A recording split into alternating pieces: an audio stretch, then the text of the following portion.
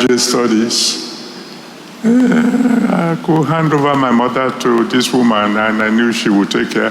The fellow who can take care of your mother, the fellow you can trust your mom to, particularly when you happen to be the only son of that mom. And then now somebody will now come and begin to tell you something about that woman. The best thing to do is just kill that fellow. But apart from that,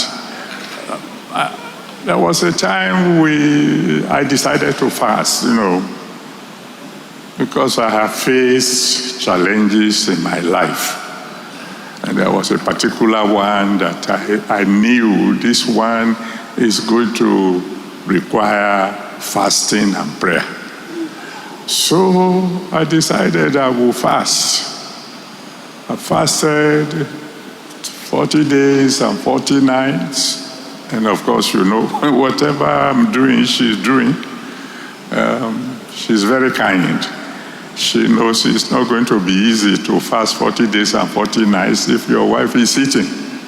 And I'm telling you, I'm yet to meet a better cook than my wife.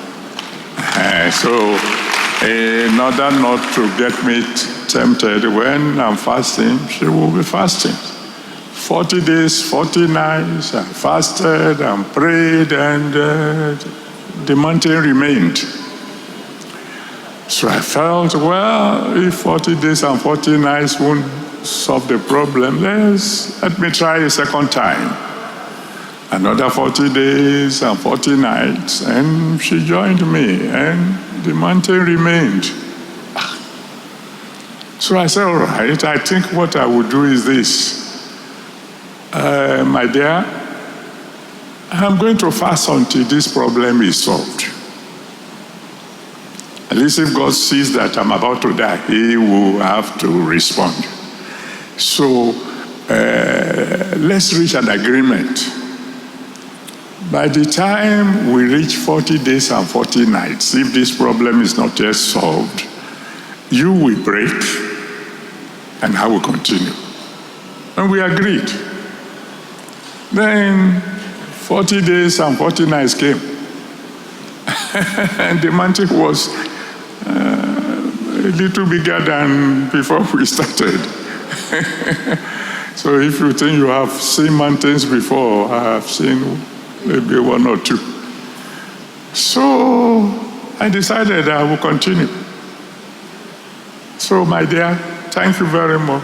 You've done your bit. 40 days, 40 nights, 3 times in 1 year. You have to be a very special wife. So thank you very much. She said, no. When you stop is when I stop.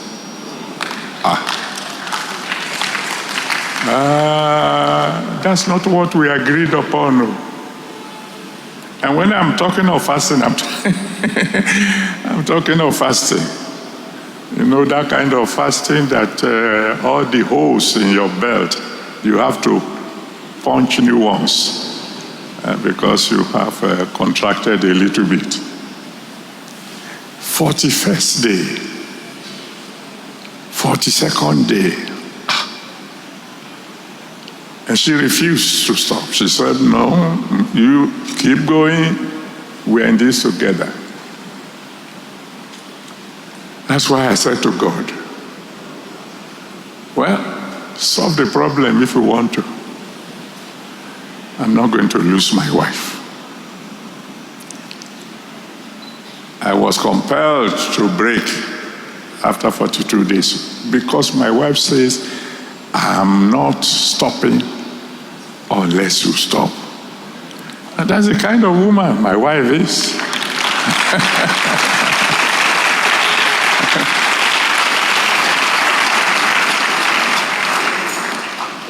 So when a man says, I want to spend the rest of my life with a woman, and the woman is someone who says, well, if you have to die, we die together. Then if you want to live, you live together.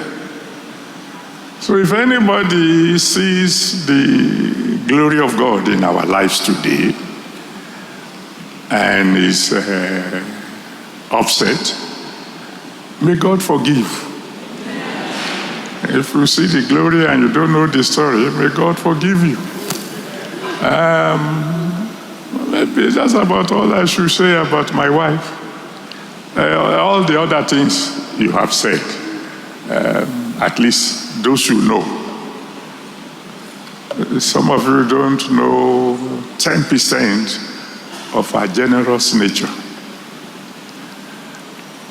Many of you have no idea what length she will go to, particularly when someone is down, to see that that fellow is lifted up.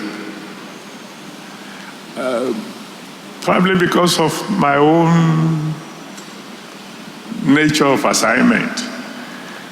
Someone may have a problem.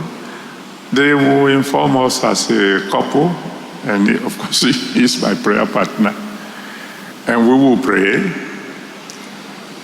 And because there are several other things for me to think about, there may be a tendency for me to feel that I've prayed about that problem, I've fasted about it, I've done something. And she won't let me forget.